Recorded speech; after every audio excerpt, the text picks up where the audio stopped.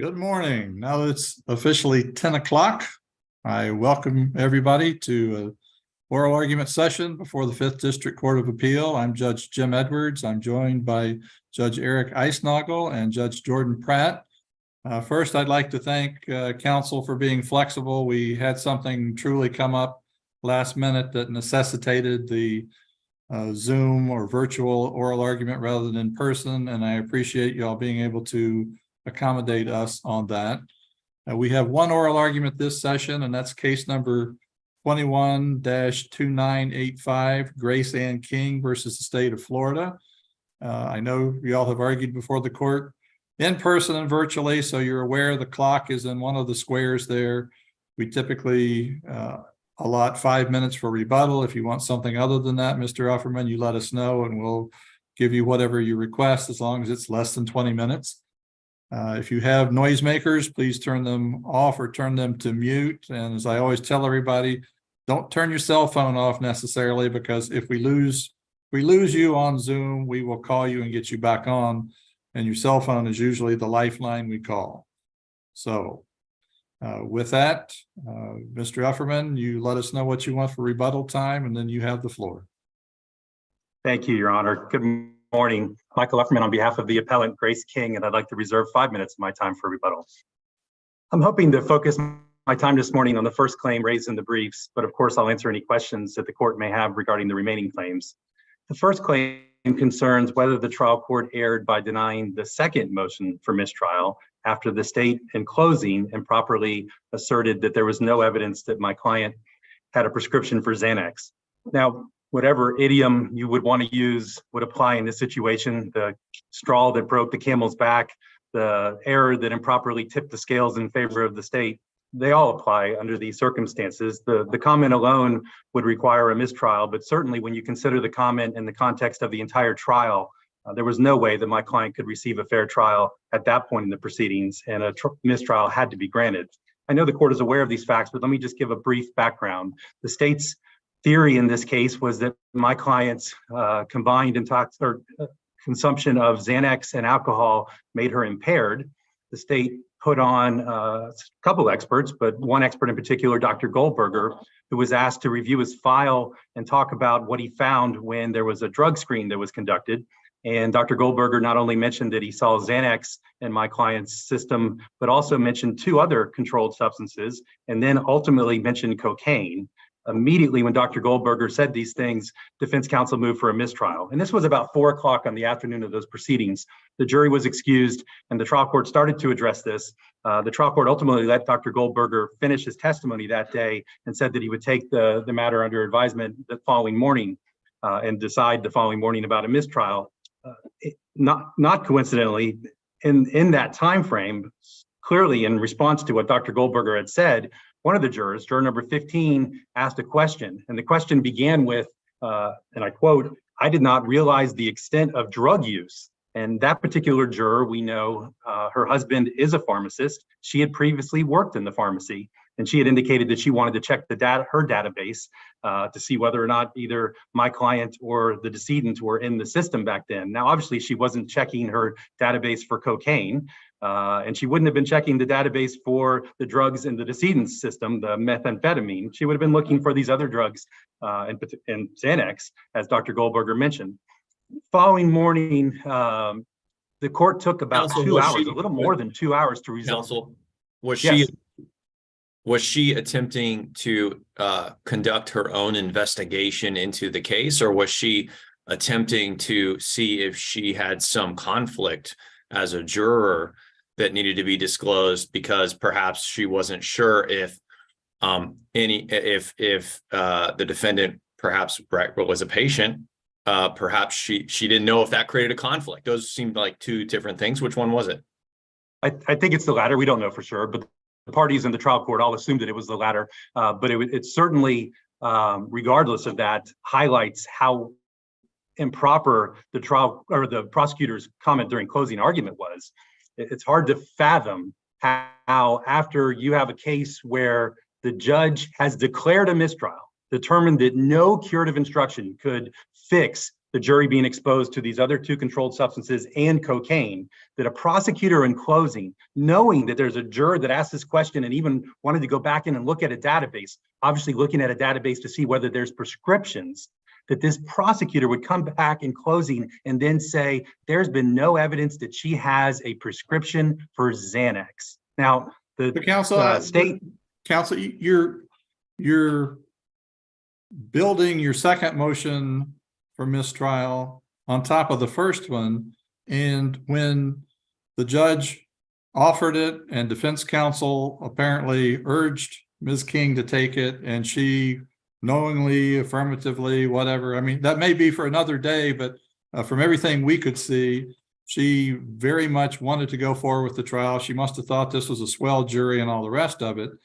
That motion was never renewed. You cited a case from wherever, Texas, North Carolina, wherever it was from, where the defendant was offered a mistrial, passed on it at first, and before trial resumed, had changed his or her mind and wanted that same mistrial on the same issue, and that was declared to be an error. But are there other cases where, you know, you pass, you go, never mind, we're fine, forget about it, let's go on? That's the case I want to hear about. Well, I've cited numerous cases, and you're right, Your Honor. And let me explain why I cited that case. I think the point is this: the state in their answer brief, and I spent a lot of time providing the court with the background regarding Dr. Goldberger's error and the way that was handled, and the juror and the question. And then I said, and with that background, the second motion for mistrial was made after the clearly improper comment during closing argument. The state in its answer brief wants to pretend as if all the things regarding Dr. Goldberger didn't occur. And the case law in Florida is crystal clear that when this court considers a motion for mistrial, you must consider the entire context of the record. So you aren't only considering the final comment. Now, that final comment alone, for the reasons that I've argued, it's burden shifting. And again, it's an uncharged crime. So it's clearly prejudicial that would require a mistrial. But again, when you consider the entire context of the trial, there's no way that my client could receive a fair trial with that background. Counsel, considering the entire context, I went back, of course, and looked at the transcript, and it seems like, as best I could tell, both sides at different times during the trial asked various experts, more than one, I believe, about the drug and using it, quote, as prescribed. And there were some thoughts throughout the trial that perhaps that if this drug was used on a regular basis, that one would not become impaired by it. Sort of, you become I don't know what the word is, right, but immune to it or whatever. You become acclimated to it. And there was never, I couldn't find an objection before to when either side discussed this drug and using it as prescribed or a prescription. I think once was actually said.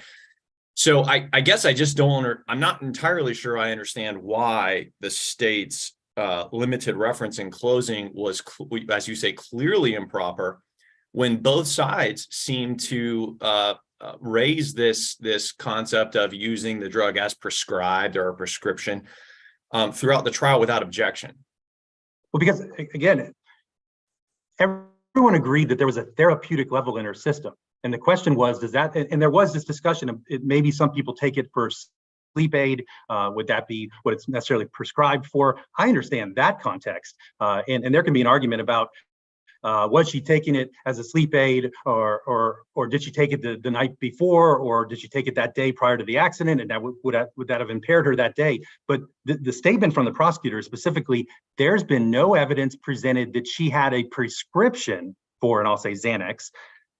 That's clearly asserting to the jury, again, a jury that has someone that previously worked in a pharmacy, right, that she improperly possessed Xanax, didn't go get a prescription, and therefore that's illegal. I guess that's what I'm asking is, given the context here, given the discussion about using the drug, let's call it Xanax, it's easier to pronounce, right? Using it as prescribed on several different occasions, not even just two, I think it was even more than three on different experts. The implication, as I understood it, as I read the transcript, was that, hey, look, if you have a prescription for this and you're using it regularly, which, by the way, if you have a prescription, one might there might be an inference that you're using it regularly, that it wouldn't have any impact on driving. And that seemed to be sort of the back and forth. And there was never an objection that I saw during the trial, even when there was this discussion on both sides by both lawyers with various experts about a prescription and whether it was used as prescribed, the inference being, again, that it's used regularly. So I guess given that context with no objection, and when it's being discussed by both sides with multiple experts, I guess I just wasn't, why should we be surprised that the state references, but hey, by the way, sure, maybe if you use Xanax regularly, you might not be impaired, but gee, there's no evidence of a prescription here. They didn't say there was no prescription. They just said, hey, like you don't have the evidence to conclude that this was used regularly. Why isn't that what was happening? If they would have said you don't have evidence to conclude this was used regularly, there wouldn't be a problem. But what they specifically said is there's no evidence that she had a prescription. It would be illegal if she used Xanax without a prescription. That would be a crime that the state could have charged. What if they had said in closing something slightly different? What if they had said, look, you've heard various testimony from more than one expert regarding regular use and whether or not use as prescribed might reduce impairment to the point that even a driver wouldn't be impaired at all. But members of the jury, I submit to you, there's no evidence that there was a prescription here either way. If they had said that, is that a problem? Yeah, again, it's a crime for her to have Xanax in her system if it wasn't prescribed. If that's what the state was asserting, they could have charged that, and my client could have defended against that. She could have presented the prescription. But to get up in closing for the first time, again, for putting aside the burden shifting argument, that if the state has evidence that she didn't have a prescription, by all means, put on that evidence. But don't tell the jury that she has some burden to put on evidence that she had the prescription. And again, she clearly wouldn't put on that evidence because it wasn't charged. You have multiple experts. And by the way, both sides. I mean, I think it's interesting that both sides initiated this discussion with the experts, that use of the drug as prescribed or regularly using it. And I think the inference was as I read the transcript, the inference was when you use it as prescribed, you don't become impaired. Right? Your Honor, if you disagree with me that there's no fair reading, no possible reading of there's been no evidence presented that she had a prescription, that would mean that the state's asserting that she didn't have a prescription. And a jury any juror, in particular, a juror used to be a pharmacist, would conclude that that's also illegal. She has Xanax in her system because she doesn't even have a prescription for it. That's another crime. All I'm saying is I read the transcript. I went back and tried to find every point where this was discussed and tried to review it more than once, maybe more than twice, to get a sense for what was happening instead of just looking at the closing argument in isolation. And so what I'm asking you is, given the back and forth about using the drug as prescribed with more than one expert and both sides initiating it with the experts, what comment on the as prescribed or prescription, what comment would have been fair for the state to make? Is it your position that despite all of that discussion before the jury, that they couldn't reference a prescription at all? Yes, that's what couldn't reference a prescription. The therapeutic levels and whether she was using it the night before for a sleep aid or used it that day. Again, if the state believes that she was not using it as prescribed, that's one thing. But if the state also believes that she used it without a prescription, that's completely different, because the latter is a crime. And again, I've cited the cases in my briefs. My client had a due process notice to any alleged crimes that were going to be brought up in this case. If they didn't charge. If your client had introduced, let's say just theoretically, your client introduced evidence of a prescription. Hey, look, I have a prescription for this. I use it every day. Here's let's just say that evidence comes in. Is there an inference then that, let's say there's just the prescription. I have a prescription for this. I've had it for the last year. Is there an inference? Can the jury draw an inference that it is used regularly and therefore may not have contributed to impairment? Sure, in that situation, but those aren't the facts of this case. Right. The facts of this case is the prosecutor, for the first time in closing, is telling the jury that she didn't put on evidence, or there's been no evidence presented, but the state's the only one that has burden to prove that, but that's not what the state was saying. Therefore, I think we understand your argument about closing. I just wanted to ask you a brief question before we get into your rebuttal time about the last issue that you addressed in your briefing. where you Yes. assert that there's a DCA conflict on the necessity or not of specifically citing the local ordinance that authorizes costs. Could you just, and it could be a very quick answer, could you point us to the substantive source of law that you believe imposes that citation duty on the trial courts? Is it a statute, or are you saying that it's a due process notice type issue? If it's a statute, can you give us the citation to the specific provision that requires citation to the local ordinance? I think it's a notice issue, and I think the courts that have addressed this have said that this is a statute that is not self-fulfilling. It requires that the local government act to allow for this cost to be imposed. And therefore, if the local government has in fact acted, then the legislature has said that upon the local government acting, then this cost can be imposed, but it cannot be imposed unless the local government is active. Okay, And but therefore, that's in order I for understand that you must have a provision that authorizes the cost.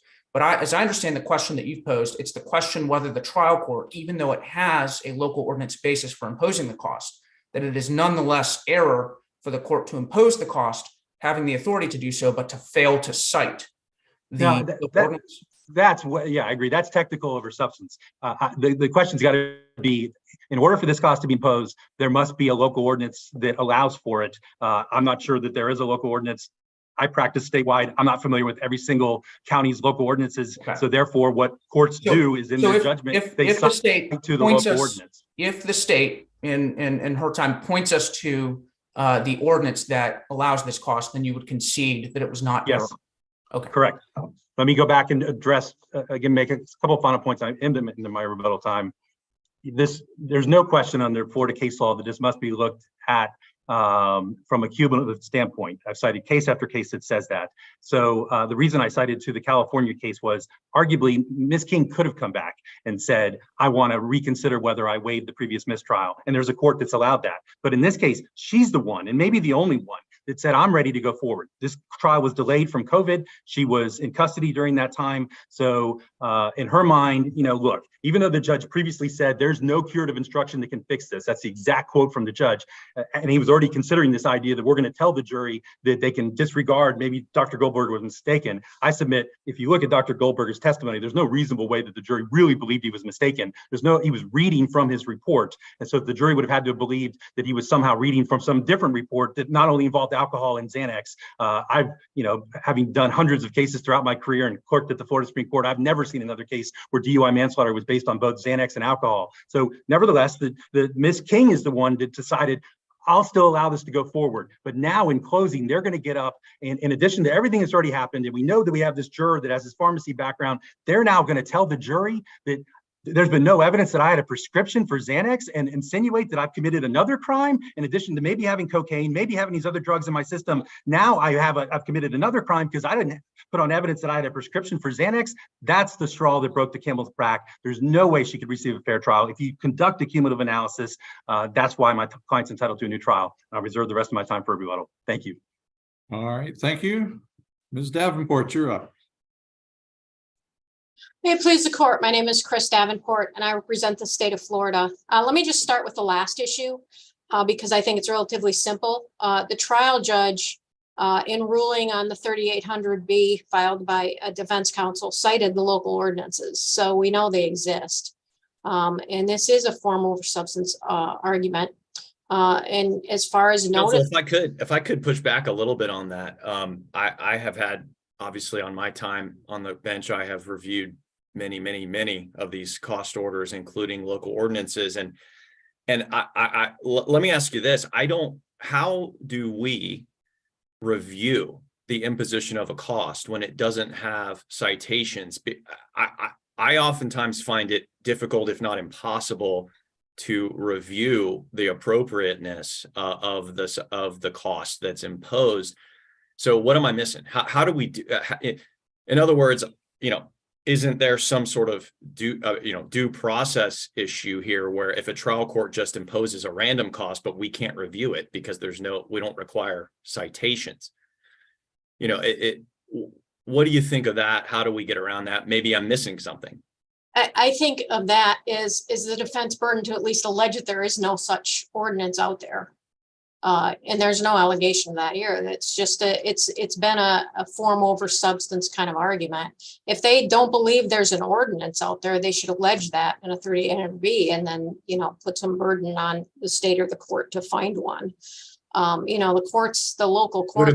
Would it be enough to simply allege that, you know, not affirmatively that there isn't one, but hey, look, we've thought about it, we can't find one, we're not sure? Would that be enough? I think if they said, we've looked and we can't find it, that would be enough. But to say that every single one of these orders is invalid because it doesn't cite the specific local ordinance, I don't know where that comes from. That's not in the statute. It's not a statutory requirement. And courts have always operated under the principle that the citizens have notice of what's in statutes and right. But I mean, the problem is these oftentimes these costs have the same amounts. You can't just assume that because you see a $2 cost or a $65 cost or whatever, you can't just assume that, oh, we know for sure what it is. And sometimes once in a while, what if you have a case where there's a $65 cost that would be appropriate, but a $65 cost that is clearly not, right? I mean, you see the problem when we don't have this. And also then you have Anders cases where counsel has essentially failed to identify anything, and we have our own obligation to review the record. Perhaps does that create a different scenario then when counsel isn't being relied upon to raise an objection? I think to preserve this, you have to file a 3800B. If they haven't filed one, it's not a preserved issue and it's not. But in Anders cases, we have to do that review. And this court routinely sends it back and says, hey, what about this error? Why shouldn't you file a 3800B? Right. And then defense counsel can either say, yeah, I'm going to do that. I'm not aware of any ordinance. I've looked, I can't find an ordinance justifying this, or, well, we know there's an ordinance, so we're not going to file one. There should be some burden on the defense to, you know, there's a burden to preserve the error. There should be a burden to say, this is an invalid cost, not because he didn't cite the ordinance, but because. So do we need to go en banc and, in your view, recede from Chavez, or what is your position on that? Is Chavez a case out of the fifth? That's out of the fourth, right? Well, maybe I got that. Maybe I have the wrong name. I'm pretty sure. I believe the fifth has in the past on several occasions ruled that you have to have citations for each cost so that we can review it. I am not aware of a case out of the fifth saying that a local ordinance is required to be cited under these statutes. We do, Ms. Davenport, we typically say it's got to have a citation to a statute.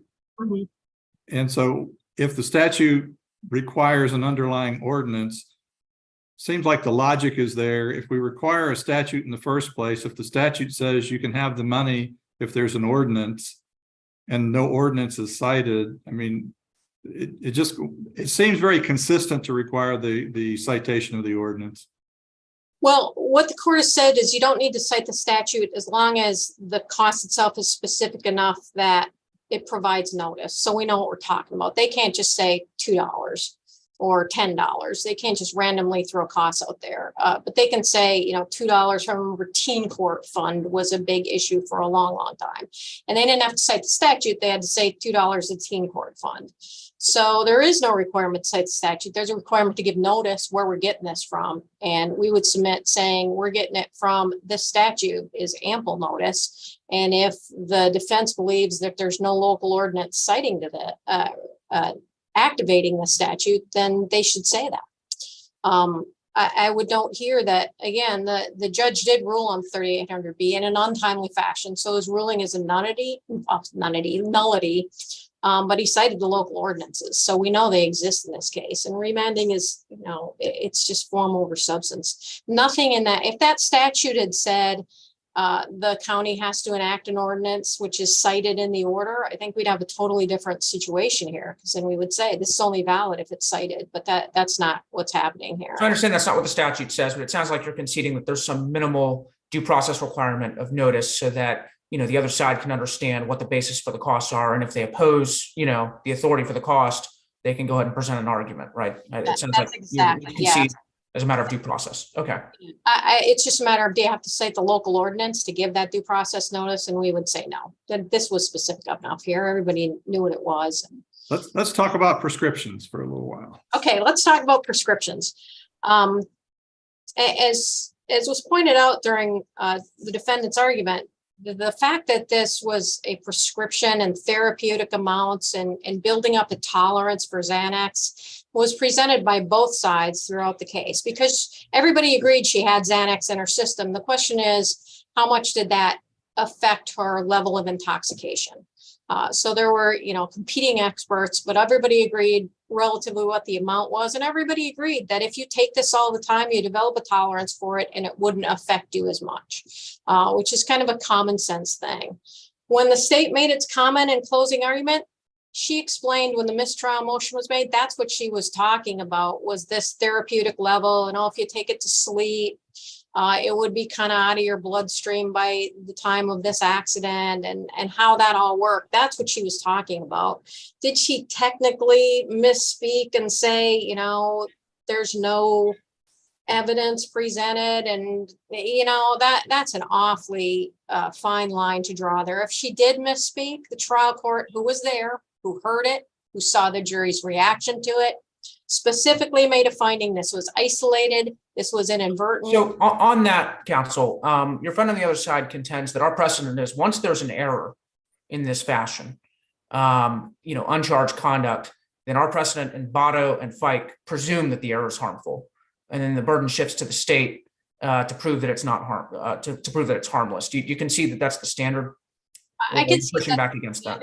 I don't agree that that's what happened here. I think the fact that that the prosecutor was talking about the prescription wasn't in the context of an uncharged crime, where those kind of things come up, where it's pretty obvious that the prosecutor is talking about something that, they molested another child, or this isn't his first burglary or anything like this. This is context of talking about prescriptions. It's not the first time we've heard about prescriptions in this trial. It's throughout the trial. They were talking about that the whole time. It's in the context of prescriptions and therapeutic use and whether or not she had a tolerance. Right. And that's an argument that it's not, error, right? But if we get to the point where we disagree with you on that and we agree with your friend on the other side and say, well, this is error, maybe it's a small error, maybe it's just a little blip on the radar. But if we get to that point, you can see that then the burden shifts to the state to show that it's harmless. And if so, what's your best argument that any error here is harmless?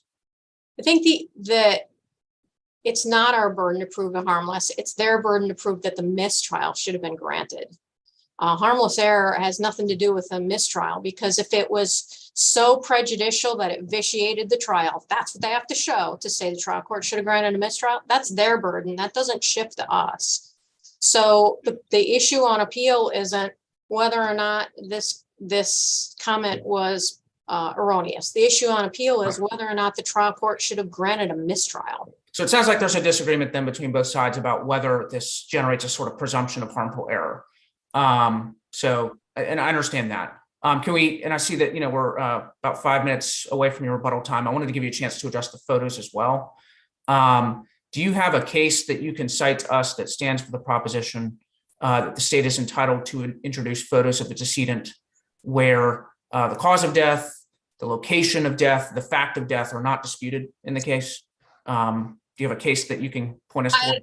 I cited cases in my brief that talk about the fact that you stipulate doesn't mean that the state doesn't produce evidence. That's not how that works. The state still has to prove all the elements of the crime. One of the elements here was that the victim was killed in this accident. And I cited numerous cases where they presented evidence about the victim's injuries, that a single photograph of the victim found at the crime scene is relevant to show how her body appeared, because we have to show that, the victim died at the crime scene. There are several cases in my brief. I rely on those as a whole. There's nothing specifically in this context. The closest case that the defense cites is the Connor case. I know they rely on that pretty extensively. The Connor case, the problem with that photo, the court didn't say you can't introduce a photo of a dead body. The court, because that would be absurd. You have to introduce that. We have to show a dead body. This is a homicide case. It's not a shoplifting case. What Connor involved is the way they used that picture is the court kept saying, see, this shows where he was hit. And the prosecutor kept saying that. What the real issue was, where he was hit, not where the body. When you say you have to introduce the photograph, I'm not sure that's correct. You're right. I misspoke there. They don't have to, they get to. How about that? You get to produce, your case. You can support that to the jury. The jury needs to know, here's what it looked like at the scene. We have a bunch of pictures of the truck and you showed how smashed up it was. Here's the victim lying there. I mean, that's all part of the state's case. In a homicide case, we have to show that the victim was dead. And this is one way to do that. Let me go back just for a second for the prescription closing argument. The judge all but asked the judge did ask if the defense wanted anything further besides arguing for a mistrial, which to me I take as an invitation to ask for curative instruction, and there was no request. Does that matter? It doesn't matter for preservation, but I think it's something to consider. It was this issue was preserved. All they have to do is move for mistrial. They don't have to request a curative instruction. I think the judge thought if this was really a problem, we can certainly address it here. And the defense didn't want to do that for whatever reason, maybe because it was such a brief and isolated comment that they didn't want to call attention to it. But the judge was there. The judge saw the jury's reaction to this comment, and the judge saw it in the context the prosecutor was making the argument. So this isn't a case where she said, and by the way, we could have charged her for not having a prescription for Xanax because the defendant didn't show that she had a prescription, but we were kind and only charged these offenses instead. If she had said something like that, that would have been pretty prejudicial, but that's not what it was. In the context, it was a discussion of how this all works in Xanax and intoxication, which was, again, a pretty big part of the trial. Let me also briefly address the cocaine issue. The trial court found that was prejudicial. The trial court said, I'm going to grant a mistrial at the defendant's request. This is too prejudicial. The defendant herself said, I don't want to do that. I want to keep going forward. She waived the claim specifically. The judge went through an extensive colloquy with her and said, are you sure, your attorney doesn't think this is a good idea? Did you really get a chance to talk to him? Yep, I'm sure. You know that you're going to waive this claim. Yep, I understand that. You know that you can't claim your attorney was ineffective on the basis of this claim. You can't raise this as an appellate issue. Yep, I understand this. The judge did a really good job making sure that the defendant made a knowing and voluntary decision here. And ultimately, it's her case. She's the one who's going to jail if things go bad. It's ultimately her decision. She wanted to waive it, and she specifically did. She also specifically said during that colloquy, we've decided on a curative instruction. Do you agree that this is going to cure it? And the defendant said, yes, it does. This cures it. I'm happy with this instruction. And I have to say, this is one of the better instructions I've ever seen. It kind of called into question the testimony of the state's expert, because it basically said he was confused. He wasn't reading the right case. There was no cocaine in her system. It was just alcohol and Xanax. And he made a mistake, which is why I stopped everything. But you can't consider that because, he screwed that up. I'm kind of surprised the prosecutor agreed to that because it made their witness look pretty bad. But the court, mitigated that by saying, look, you can't use this against the state's expert because we all know that, that's not what really happened here. And you can't take advantage of this. And the defense didn't.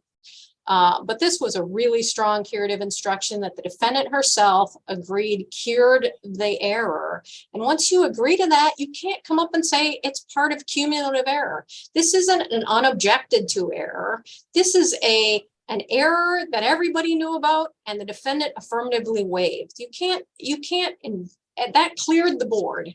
You can't bring that up later and say, well, I know I could have had a mistrial.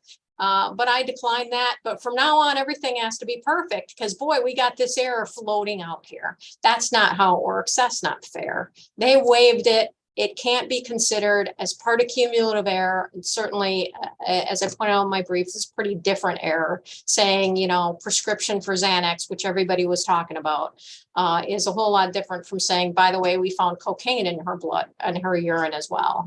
That's obviously more prejudicial. Again, the judge who was there said, oof, we need to do a mistrial. They decided not to. She lives with the consequence of that. It was her decision. That's certainly her right, but she can't take advantage of it now and say, oh, it's part of the cumulative error. That's not fair. That's not how it works. You can't have this sword hanging over the state's head and make that hang there by declining a mistrial. That's not fair, and it's not part of cumulative error. So the only issue here is a single isolated inadvertent comment that the trial judge was there for and said, you know, let's just move on. I sustain the objection and we'll move on. And they did. The prosecutor never mentioned anything like this. We're talking about one bad sentence in a 27-page argument, which when you look at it in the context, maybe she misspoke. It certainly wasn't so prejudicial as to vitiate her right to a fair trial, which is what the defense has the obligation to show on appeal. So given that, unless the court has other questions, we would ask you to affirm the judgment and sentence. Thank you. All right, thank you very much. Mr. Offerman, your turn to disagree violently, vehemently. Thank you. Not violently. May it please the court, you took the words out of my mouth. I do vehemently disagree with my friend, Ms. Davenport. She says this cleared the board. Let's start with that. This has to be considered in the context of my client's mind. She was willing to move forward, yes, with a curative instruction that the judge himself had already said could not fix this issue. But nevertheless, she agreed to that. That doesn't erase it. And it also doesn't erase it in the minds of the jurors. So now fast forward, we get to closing argument. We know we have a juror with a pharmacy background, and a prosecutor chooses to tell the jury there's been no evidence that she has a prescription. That's immediately going to send off red flags in the mind of that juror and every other juror. Oh, she's committed another crime. She didn't even have a prescription for this Xanax. Mr. Offerman, the question really here was, how much did the Xanax affect her? And there was all the discussion by the different people of, if you took it on a regular basis as prescribed, so on and so forth, you would build up a tolerance to it and therefore not be as affected. And her blood alcohol, according to the defense expert, was like a 0.06. And if she had a tolerance to Xanax, then, you know, the other experts are saying, well, driving 90 miles an hour without a headlights, that's not consistent with being drunk. The jury could have rejected that regardless of any prescription testimony, couldn't they? But Your Honor, the prosecutor told the jury she committed another crime. I'm not. No, everyone. Not exactly. They talked about whether there was a prescription or not, which had been referenced and discussed, whether she was taking it as prescribed over time, therapeutic doses, all the rest of that. A fair reading of this is that the prosecutor referenced to the jury that she hasn't put on evidence that she has a prescription. If there's no prescription, it's a crime. And this isn't some made up after the fact argument. It's what defense counsel himself immediately argued when the comment was made. So this idea that everyone else is interpreting in some other way, Mr. Stone clearly and immediately interpreted as, oh my goodness, this is an uncharged crime. And how is this jury going to take that? How does the state address the numerous, just tell us how the state should properly address the numerous references to using it as prescribed that were raised not only by the state, but by the defense as well with multiple experts? What's the proper way for the state to say, hey, look, they've made a big deal of, using this as prescribed, but there's no prescription in evidence. How do they, or do they have to just let the jury maybe think that there's a prescription and go with that argument? Is there because they didn't charge her with not having a prescription. It's a crime, and it's a crime on a case where you have a juror who has a pharmacy background who's going to look at her database. Hold on. Would your argument be a lot stronger if defense counsel hadn't engaged in this sort of discussion with the experts throughout the trial as well? There was no insinuation during the trial that my client committed another crime by not having a prescription. That's the problem with this argument. When you tell the jury that she's committed another crime, and you do it in closing argument when there's no opportunity to respond with any evidence. What was the relevance when you combine that? During the testimony, what was the relevance of asking multiple experts about whether or not Xanax will impair someone who is using it regularly as prescribed. What was the relevance of that line of questioning? Because I think we have a hard time in science to combine alcohol effects and drug use. If it's just alcohol use, we can do a retrograde extrapolation and say you're either over the legal limit or not. But in this case, even their own expert agreed that the limit could be 0.06, which would be under the limit. That's what the defense expert said. So now you're trying to figure out, how does Xanax apply to that? And we're talking about its therapeutic level, so it's not beyond what would normally be prescribed.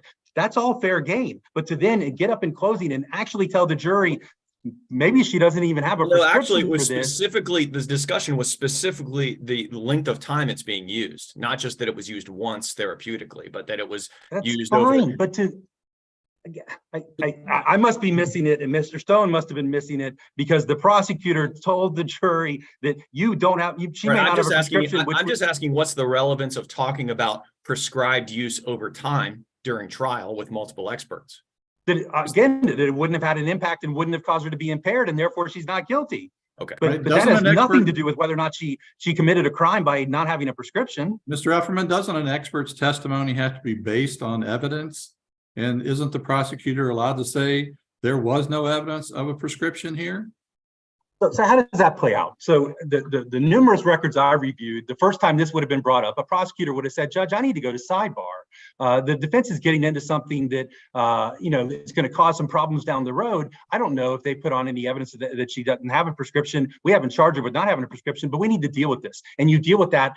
So both parties can have some input, and so you're not being surprised for the first time in closing argument with the statement, "There's been no evidence presented she had a prescription." That's a crime. The juror who worked for a pharmacy would have known that's a crime, and therefore, for the first time in closing, that's being alleged. When you combine that with cocaine, it clearly tips the scale. So there's no way my client could get a fair trial, and that's ultimately the question. If this court, and I've raised the cumulative error argument, if you step back and you say there's no possibility, we're beyond your time now. So we thank you very much. We understand your arguments, both sides, and well presented. We'll be in recess. Thank you. Thank you, Your Honor.